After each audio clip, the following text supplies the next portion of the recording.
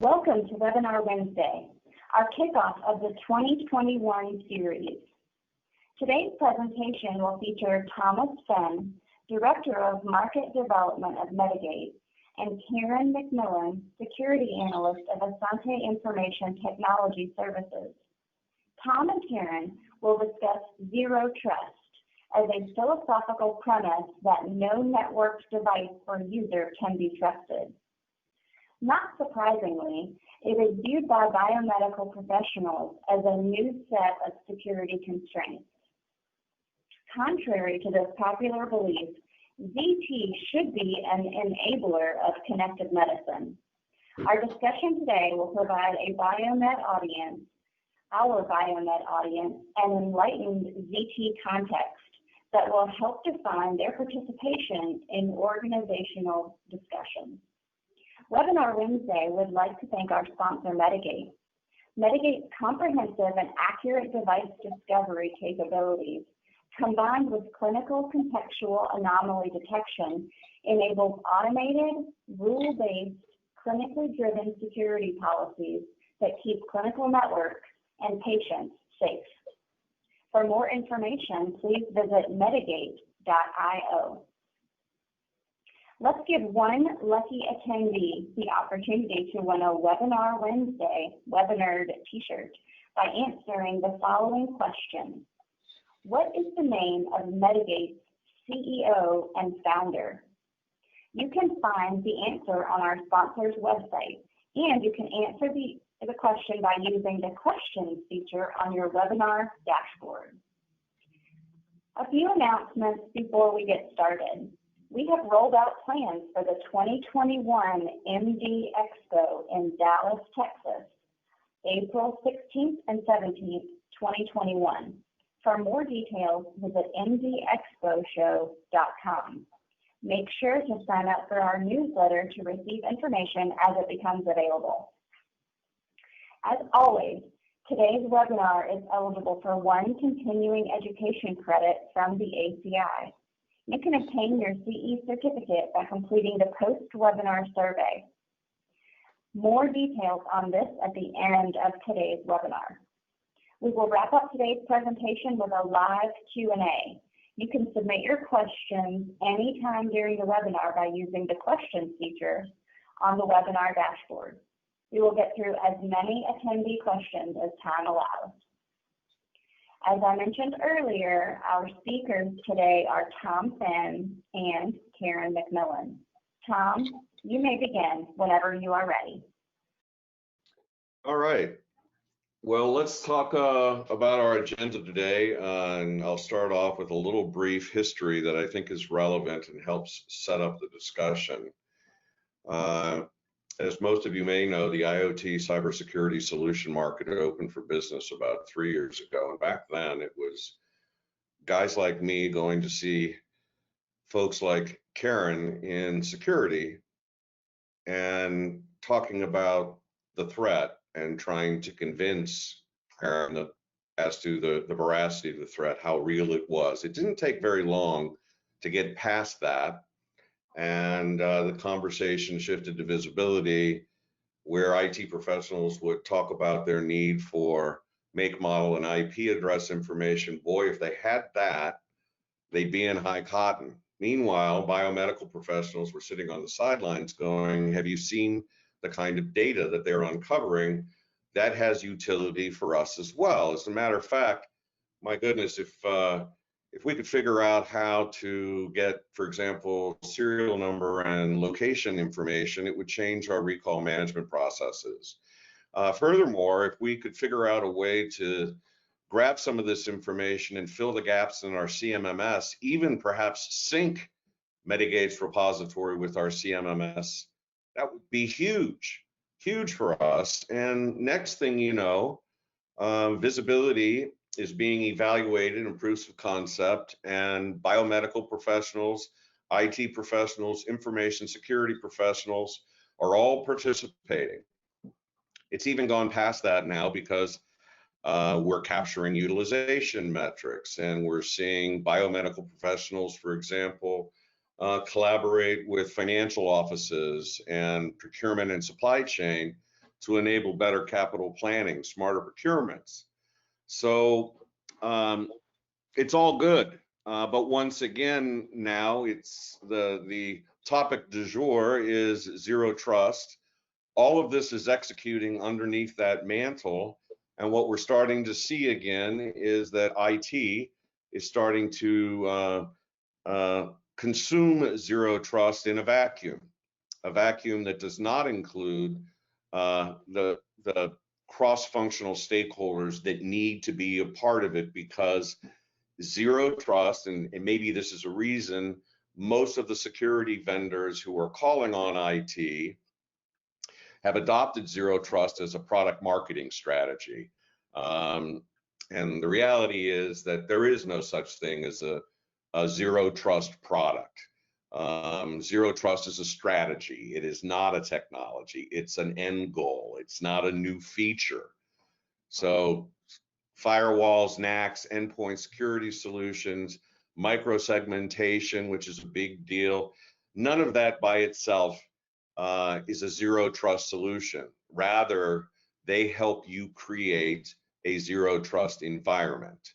And what's different when we start talking about healthcare specifically, and what I'll refer to as clinical zero trust, is there are some specific differences, most notably that the focus in clinical zero trust has to shift away from simply protecting devices and data to protecting the physical workflows, people and the processes involved in delivering care.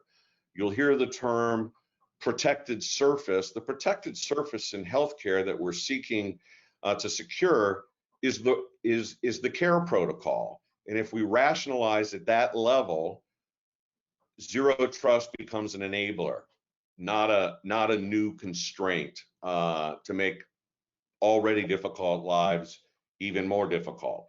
So if we look at the agenda in that context, there is a revolution in patient care underway when you consider the massive growth in spending and move to connected medicine.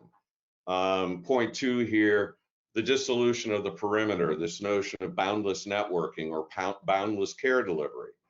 Healthcare's vaunted digital transformation now is executing under this concept primarily developed by Gartner, known as the real-time health system. It is wholly dependent on enhanced interoperability, the dissolution of traditional silos, again, calling for a much broader audience of stakeholders inside the organization to become involved. Front and center to zero trust is a renewed focus on device lifecycle management. That in and of itself denotes a continuous process, and lest we get too focused on the data as opposed to the patient, we're in trouble here. We're on the wrong path, and biomed, as we know, when we talk in terms of why they should care, they are integral to patient-centric connected medicine. So with that, Karen, as a security analyst, I know points 6 and 2 are near and dear. How about filling in some details for us relative to your experience at Asante? Oh, yes. I've been involved in IT for 24 years and healthcare for 10 or 12, and all I've ever seen is kind of a swirling, expanding vortex of growth. New buildings, new programs, new buildings connected to us, new business partners. But when you have growth, it's got to be bound together, right? And just like you say, boundless networking has entered healthcare. We've got the internal networking trajectory that I've seen, where we have more and more biomed devices connect together first, and then they're extending to a middleware and connecting to the EMR. And now we're having hybrid connectivity where our medical device talks to a Bluetooth connection to a mobile device like an iPad and up to the cloud. So there's this networking trajectory that's really incredible. And what I try to remember too is, we're going to have 5G coming as well for the digital hospital, which is like turbocharged IoT, right? You know, building ambiance automation for patients so they can relax during their MRI. I mean, there's all this stuff coming down the way that, you know, it's like being on the treadmill at the gym. You know, I'm on the 3 bar and now I'm on the 7 bar. And unless I get my form right, you know, it's going to be hard. So a lot of managing this is preparing for it and realizing the context. We're spending a lot of money on biomed and security in general. We put together a security biomed program together to try to understand how everything's hooked together and how we secure the whole path. You know, everything follows the patient internally and externally over, you know, now, and you know, there's just no perimeter anymore. We've got to get over it, and the attack vector follows that. So, you know, it's easy to spend your way out of this situation of growth and connectivity, but it's important to get everybody involved on that path and plan it and manage it. Well, that's a good segue to the next slide, because to your point that you just made, we're spending our way into the need for a more rational security paradigm. It's one thing to talk in terms of the compounded growth. You can look at all kinds of different numbers out there, believe the ones that you like, but we're looking at compounded annual growth in spending on IOMT, medical devices, clinical devices, of anywhere between 19 and 28%. That's roughly, I believe the figures this year, again, they're debated, but $21 billion, moving into the realm of $75 billion by 2025. That is not just good news if you happen to be a shareholder in one of these medical device companies. That is reflective of a revolution in the way in which care is going to be delivered. And it's largely being driven on 2 fronts, which should be familiar with everyone. On the business side, you know, they're not buying these devices for the heck of it. They are driving far more efficient and accelerated diagnostics. They're driving higher levels of patient satisfaction. They're lowering the cost of care and improving the outcomes. Those are the constituents behind value-based care delivery, value-based reimbursement, and/or all of the emerging alternative payment models that all place weight on cost, satisfaction, and most importantly, outcome. So there's a business driver here that is real. Karen, why don't you talk about it? I know you've got some experiences at Asante on this front, on the patient care side. Yeah, I think that there's a lot of it's in education. I think our upper management really always looked at security really as compliance. They're totally different things in my mind. Compliance is being able to check the box and comply to HIPAA or what have you. But security is actually where the rubber hits the road, where the patient is actually secured and the biomed device is configured and set up to do the right thing. And yeah, it's no secret to biomed and security professionals that device security is clearly linked to patient outcome. But again, I think management's mainly been focusing on compliance. So the security is always the next step. And what we need is some way to make sure that we develop cyber resilient engineering, that there's ways to bring security actually into the biomed world instead of just compliance. For example, we received a notice from Philips. Some of you might have received that already, that some of their devices are running Windows 7, and that's end of life. You know, compliance is that we regularly patch our systems, do whatever is required to keep the machine going, but we didn't plan for the security of life cycle management. So we have a list of a lot of devices that we're going to have to get a project team together to upgrade them. If we really had a secure program going, I think we would have been ahead of that. And we're in that mode now. We do have an on-site tool such as Medigate to help us keep track of that, but it's a matter of getting us used to that speed of growth and managing all this. Let's go to the next slide, because I want to go back, Karen, and talk about what's referred to as boundless networking, or the dissolution of the perimeter. You know, it's this notion of the sequencing of devices, the data flows, the workflows, all happening inside a tidy perimeter. As you said to me earlier, you know, we just need to get over it. We think in terms of how the care protocols themselves are continuing to fragment, the supply chains are fragmenting as well. I know that Asante covers I'll call it on a relative basis, sparsely populated large geography. Would you fill in some blanks for us with regard to your attitude at Asante along those lines? Yeah, this is a major issue for me, and you know, my role is security risk assessment. So in other words, whenever I see biomed devices come in, I have to take a look at them. So I see pretty much everything, and what I'm noticing, you know, as I mentioned earlier, hospitals are doing nothing more than grow, and because we also have Epic running as our EMR. We actually do something called Community Connect, where other organizations that are non-Asante will contract with us to use our Epic. So geographically, Asante has Southern Oregon, but we also receive patients from different states, and then we also have other hospitals using our Epic, as well as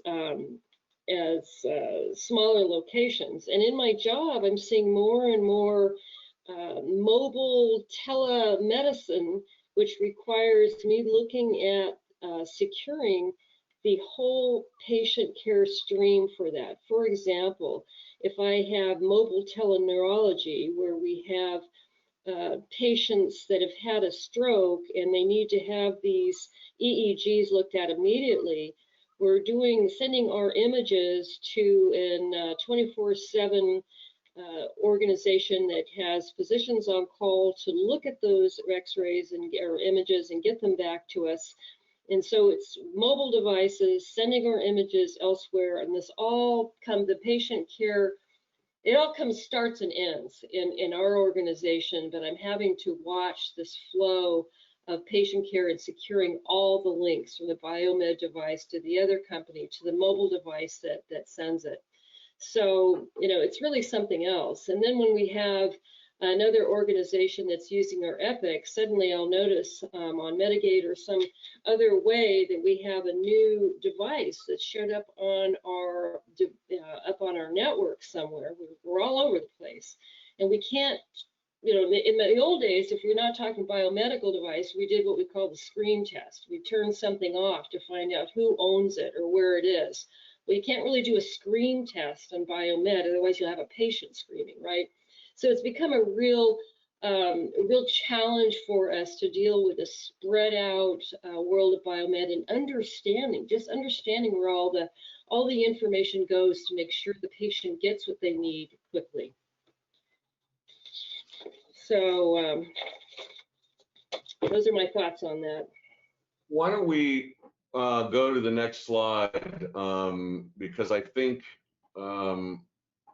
if you think about just at a practical level what's being accomplished, what needs to be accomplished, and let's insert it into the context of the real-time health system and the interoperability demands.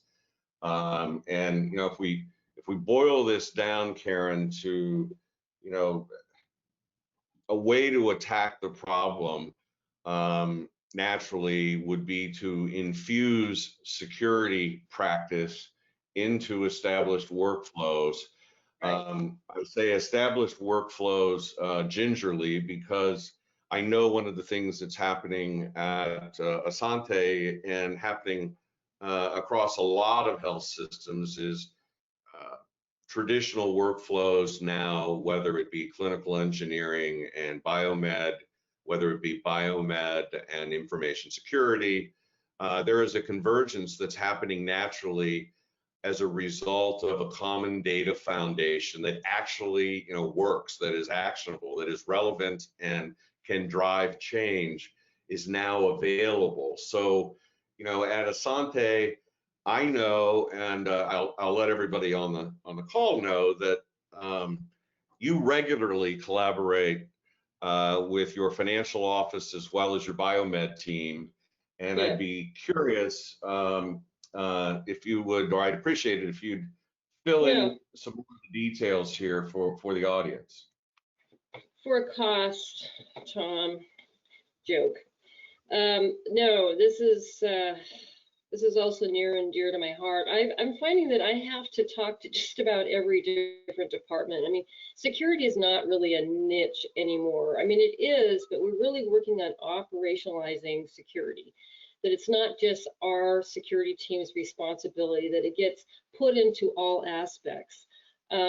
When I realized that medical devices really need to have some close focus and management from a security standpoint, we started something called the MDCP, or the Medical Device Cybersecurity Program, where I work very closely with the biomed group, and that way, when something goes in, the biomed team now has a checklist to make sure that there's a secure configuration that the manufacturer offers that is actually turned on, that there's key security indicators that have been inducted into their workflow now, and that I've done education to help them understand security. We also have a biomed integration team that works with the middleware and integrating the EMR. They didn't know a lot about security, and there's some security implications to the interface modules there that I've worked with them. Working with purchasing to make sure that when a contract comes in or a request comes in to buy a medical device, from the get-go, the vendor doesn't even get started until they provide the MDS2, which is the medical device security form from the manufacturer. So they now have security in their processes. And I actually did a presentation to the purchasing department about why we do this. It's not just HIPAA, but there's other issues as well. So it's kind of like breaking down the silos of all the different groups at Asante and bringing them people in. And I'm finding that, security is kind of a sexy subject. It's interesting. And now that it's not just data, it's people's health, and you can put people's hair on end if you explain to them what some of the implications are of not having a secure device. And so it's just a matter of finding ways to communicate about security and orchestrating these different pieces all across the whole organization now. It's even now with the pharmacy staff. We've got pharmacy staff that are involved with infusion pumps, where they are determining, or they are managing the system as far as drug libraries. So now I'm working with them as well about how security fits into everything that we do. And so, it's a big deal. Yeah, I think, one of the things that we had talked about when discussing today's webinar, you had mentioned to me specifically that when looking at the protected surface, the care protocol, the devices that define or help define that care protocol, you mentioned very specifically that, and the communication to the EMR is absolutely critical. We had a financial officer sitting in on one of our meetings where, they naturally had an interest in making sure that they could expedite reimbursement, that, amidst all of these streamlining business processes, these accelerated and converging workflows, all of these good things that are happening as a result of the data, the visibility finally being actionable, has a direct bearing on the business of the hospital as well. If everything else is speeding up, we have to make sure at the same time that the ability to manage revenue cycles keeps pace. Is there anything there of note that you think is worth sharing? Yeah, I think what you hit on is right on. I think that there's so much that comes across my desk now, and it's got to be now. You know, with the pandemic, we've got new lab systems that have to come in. Karen, have you assessed this? We have vendors now that don't want to show up on site to program our heart defibrillator monitors and things along that line. So it takes time, and it's getting backed up. And so if things are slowed down, if we don't have a workflow, if we haven't had the visibility to understand what we got and where it's going, yes, of course, it's going to impact the speed and the way we can deliver patient care, and of course, following that, the revenue that keeps everybody going. So yeah, it's a critical piece now, and there's more and more focus on these biomed devices that are feeding the EMR. So I think it's fairly easy to engage leadership if they just understand, if you have a way to help them visualize what's going on. Yeah, I'll tell you a use case that caught my attention. I was in a discussion where think in terms, for example, I mean, this is a holy grail, I suppose, but think in terms of device location information, security posture, well, think in terms of device availability and location information being automatically propagated on the EMR, so that as care is being delivered, resource allocations can be improved dramatically. Again, it's part of this whole acceleration that's taking place, but you know, the data are being orchestrated that way. We work closely, for example, with Cerner, and that's a use case that they're very interested in merging kind of patient movement data with asset availability. Pretty neat stuff. I have one comment to say on that, though, Tom, Yeah. if we have a second here. You're mentioning about interoperability with the EMR, and just from a security standpoint, you know, I have a reaction to that, a visceral reaction, because let's say we did have a very bad guy, and if Karen's going in for heart surgery and nobody likes me, and they know what room I'm in, with what device, and what doctor, and it's all in there, the EMR, then we better be darn sure that we have a secure flow of every component where the patient's going, from the device to the EMR to the whole flow. So it's just becoming more and more important. So I'm just going to go ahead and move forward and talk about what we were going to talk about, which is that clinical zero trust demands focus on device lifecycle management, a renewed focus for a variety of reasons. As a matter of fact, as the quote that was on the slide suggests, that biomed is the biomedical professional, given his or her collaborations with the manufacturers, with clinical engineering, with everything that's going on in terms of ecosystem of the device, is a lifeline to the information security side of zero trust. And, you know, of course, it goes well beyond that, Karen, as you know, when, you know, ideally we can get to a point where the network takes care of an awful lot of the heavy lift. There nevertheless are practical considerations along the way in terms of providing a responsible level of security. And in dealing with legacy devices in particular, there's a lot of remediation activity around compensating controls, for example, the application of you know, measuring the trade-offs, if you will, and determining the best step forward. So if you wouldn't mind sharing with us in that area of the application of compensating controls, I think that would be of particular interest to our audience. They're knee deep in it. Yeah, it can't all be automated, although the more we automate the protection and zero trust or the patient care flow, the better, but there's always going to be areas where we can't do that.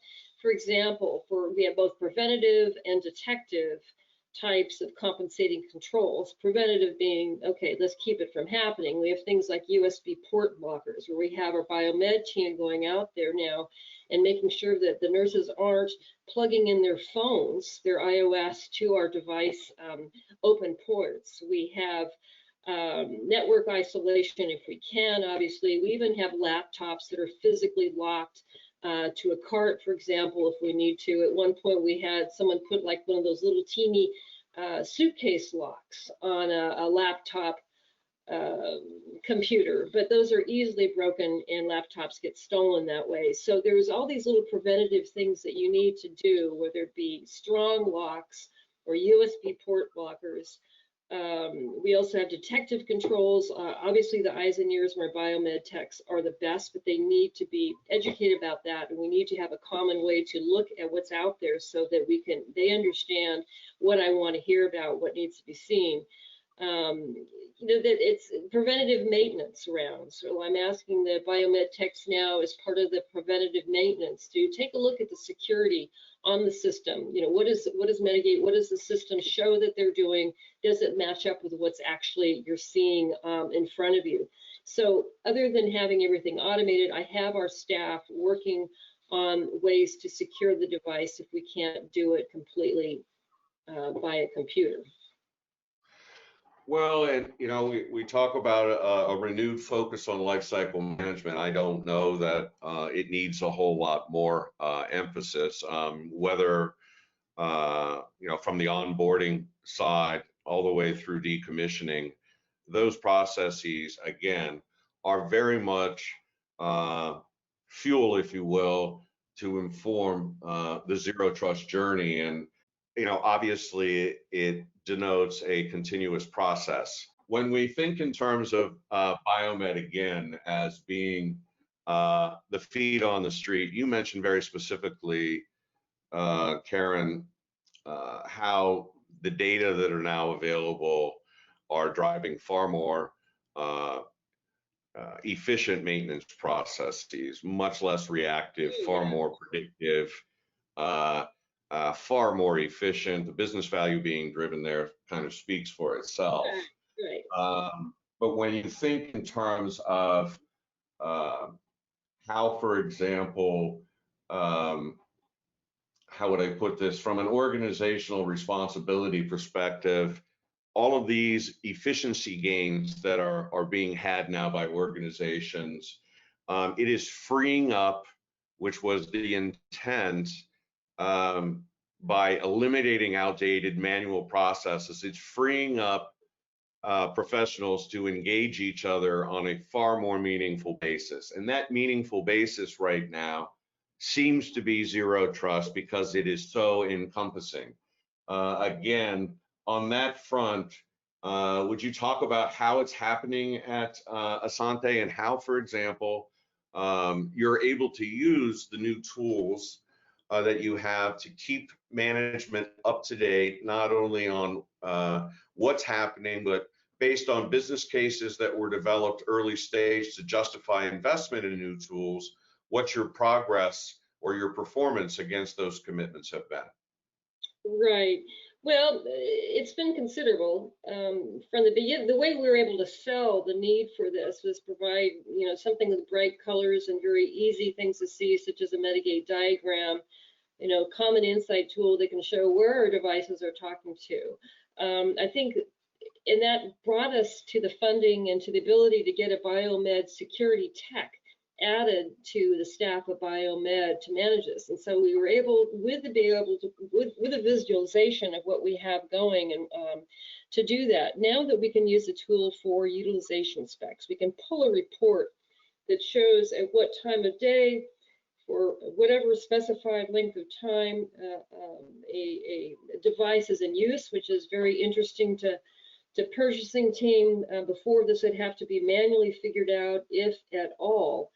We can find very rapidly where our machines are talking on the internet. Before, we would have to pile through the firewall logs. But right now, I can pull up a particular type of machine or a specific machine and see exactly what IP addresses it's going, which protocol, So we can quickly tie down, how our devices are talking to each other without having to use other tools. It's all right there. So it's just the ability to view what we have, to draw up lists, to draw up diagrams, understand what work we have to do, and we can also show progress. We can actually, if we get an alert or we get some kind of concern about patching, we can note which have been taken care of, so we can track our progress along patching or what the internet connectivity is for a particular device. So go ahead. It's interesting in that context. The common definition of zero trust that's tossed around is trust nothing, verify everything. And I think the trust nothing part of that has created more harm than good. Verify everything in a rational, patient-centric security model is obviously the goal, and it makes sense. But the idea, to your point, that well, let me put it to you this way, that in if the care protocol is protected, we don't have to worry about the device stream infecting each other. That's not where the risk is. The idea that we would be installing firewalls everywhere and create latencies that are unnecessary, and authentication mechanisms which are going to be overridden the moment that the patient condition dictates. It takes, it's kind of like robustness in manufacturing. You've got to take a step back and understand what it is that you're protecting. If we go to the last slide here, right. We're not, we got to think in terms of getting the data out of the middle and putting the patient back in. Remind ourselves that the PHI, HIPAA compliance, and all of the rest is obviously critical. It's punitive if you don't take care of it. But if the organizational philosophy fails to remember that it's ultimately about the patient, that there is no trade-off to be considered with regard to protecting PHI versus the life of the patient, good care delivery to the patient, you have to err on the latter side, and you have to therefore adopt a strategy going in that's all about zero trust being an enabler, not a new constraint. And I know that Asante has an enlightened view in this regard, and I'd be very interested in what the dialogue has been, given how diverse the team there is at Asante that's on your zero trust task force. Yeah, I agree with you that zero trust, or clinical zero trust especially, is just more of a concept, right? And it's easy to forget that we have to frame our security work in a patient-centered way, and that's how I look at clinical zero trust. I mean, trust is a vulnerability, right? But that's clinical, and that we need to understand where we need trust and where we don't, and by keeping the patient's care flow in full view while we are securing the whole connectivity realm. So this is a work in progress. I mean, Asante is probably not much farther ahead than a lot of organizations out there. I mean, this is a conversation about how do we better segment our network. No, we need to understand what our patient flows are first, and bringing the clinicians in to do that. So where we are on that right now is really getting a better understanding of what is on our network, bringing teams together, such as starting the medical device cyber program, bringing in other organizations. So, zero trust involves all organizations understanding what we're trying to do, knowing technically what's involved, and then putting the best solution in place. And monitoring. Yeah, It changes all the time. I mean, you're speaking in terms of just it needs to be addressed holistically. Yeah. And biomed is clearly integral here. Forgetting about the patient, forgetting about the care protocol when the full complement of interests are not represented, when, for example, zero trust strategies are being debated, when decisions are being made, is not just an oversight, it's a recipe for disaster. And it's been proven over and over again in the other applications that have infiltrated the asset management and cybersecurity ecosystem. Zero trust is the new mantle under which all of this lives. And if it is debated rationally, then indeed I do think that it can be rationalized and deliver improvements, as opposed to fuel additional arguments and workarounds that ultimately cause zero trust to be a disabler and a new source of risk, as opposed to an enabler, and quite frankly, additional levels of efficiency on already rapidly improving processes. So we'll wrap up there, and we'll go ahead and take questions.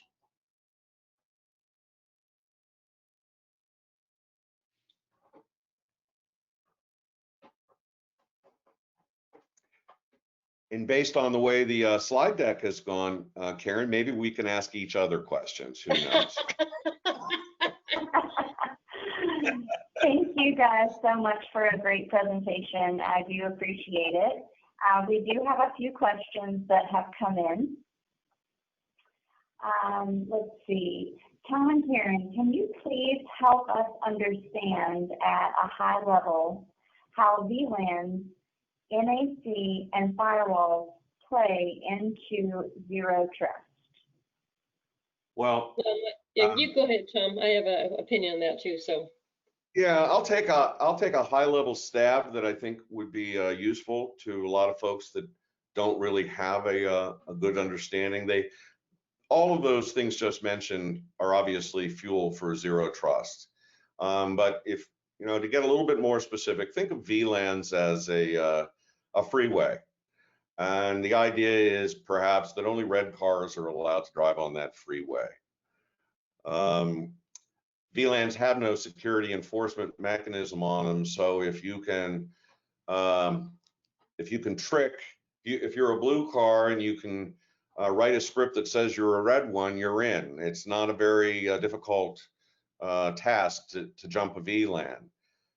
That's the reason why NAC provides more security at the physical level. NAC is it's the doorman.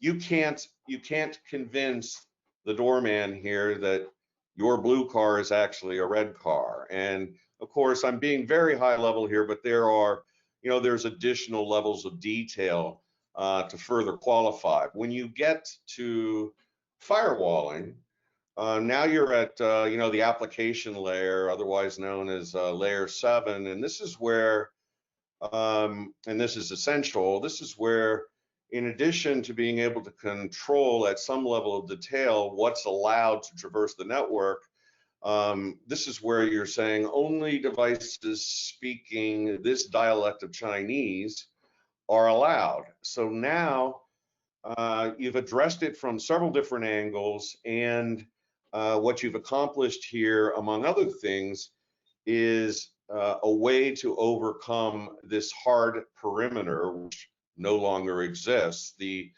location of the device doesn't necessarily matter. Again, it's the care protocol and the way in which it's defined from a security perspective that makes the difference here. I know you've got a lot of comments on that, but that's my high level. No, I think I mean, it's a concept. I mean, sometimes it's hard to wrap your head around a zero trust. It's really a concept, and with clinical zero trust, it's just paying attention to how the patient fits into care and the systems that support it. All right, next question. All right, thank you, those. This question is for you, Karen. You mentioned infusing security into various cross-functional workflows. Can you provide a few examples, and how receptive are various stakeholders who you're speaking with? I think I did mention a few examples, for example, working directly with the biomed installers, giving them specific things to do in their workflow of installation and their preventative maintenance routines, so that they know exactly what they need to look for and document from a security standpoint. We now have purchasing engaged for receiving the documentation we need from the vendor from the get-go, or they can't get anywhere until they have that. So they've been trained on security. Clinicians have a clear idea, or they can answer what their access permission processes and validations and audits are for particular devices that have EPHI on them, or are class 3 or class 2 high sensitivity devices. So, there's a lot of examples, but the reception is great as long as you have a way to talk to them about. Take the time to have your security team or sit down with the director or the supervisor to understand why you're asking them to do what you want them to do, to include in their job responsibilities. Something I want to mention here too is I've been working very hard at Asante to change or formalize the job description of super users. Most of you are probably familiar with someone that's really in charge of managing a device and interfacing with biomed or with IT from the clinical side, who's your main point of contact. I'm working to try to add something to their job description so we can keep track of these people, keep a string on them, so we continually update them on security, we can reach them. So I'm trying to educate them. They've all been positive if you provide information to it, and just formalizing some of these bounds, some of these cross-department connections. We're all in this together, and people, if they understand it in a high way with visuals, etc., they'll get on board. Next question. All right, thank you, Karen. Our next question also goes to you starting out, Karen. Understanding that zero trust is a strategy and that requires the involvement of biomed and other stakeholders, is there a particular individual and or a role at Asante that you would say has primary responsibility for strategy execution? I wouldn't say there's one person or one role. I mean, the whole concept of zero trust is that there's many stakeholders, as you just mentioned in the question. I mean, it's good to have an oversight committee. I know that our IT operations groups talk together about how we're going to plot the IT side of things, but we have the cybersecurity medical device group to talk about it. But I think it really requires some types of committee if you're going to formalize this work, but it's one step at a time. It's an education, bringing the stakeholders on board, understanding what our ultimate goal is, and making sure everybody works together. So we're all on track of, but the big picture of what we're trying to do to secure patient care. Thank you. All right, Tom, this one is for you. Other than providing the required visibility to assets, what other zero trust role is Medigate playing? Thanks, Jennifer. it's playing a very significant, it's making a very significant contribution. I don't know that I would necessarily characterize it outside of visibility, because an enhanced, view of visibility is much more encompassing than, for example, data that can be captured directly from the network. There's a significant amount of enrichment that is going on offline, research into the device workflows themselves, how these devices are mapped from a communications perspective, internally and externally. I guess what I'd like to say is that a derivative of that Medigate is providing, because of knowledge of what these devices need in order to perform their mission, whether it's an internal connection, an external connection, or other aspects of their workflow. You have that information, you can define security policy. At a minimum, you can create a security policy baseline. And what Medigate has created is, call it a security policy wizard, where we're able to dynamically generate appropriate security policy for all the devices on the network, at both an individual level, if that's the requirement, or at a group level, and or both. That's a game changer, has proven to be, because that is precisely what has been missing from the big NAC systems. Most of the NAC vendors, the solutions didn't provide adequate visibility. So when that was addressed, people thought, okay, that's a big step forward. Now we can finally finish our NAC project. Well, that wasn't enough either. It's the security policy now that we're providing that is actually bringing these projects to closure. It is the missing link, and I know, Karen, this near and dear to you. You understand the value of that baseline that's automatically generated. Yes, yes. I mean, it just makes it so much easier to be able to see it and show other people and talk around a common tool. All of us coming from a different standpoint, but we're able to dig down, see patterns, drive down when we need to.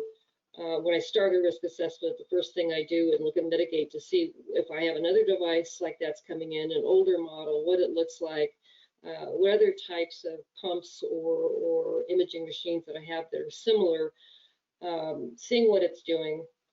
It's just a very helpful, it's a tool. It's like a Swiss Army knife. You can do all sorts of things with it, and it's all in one place.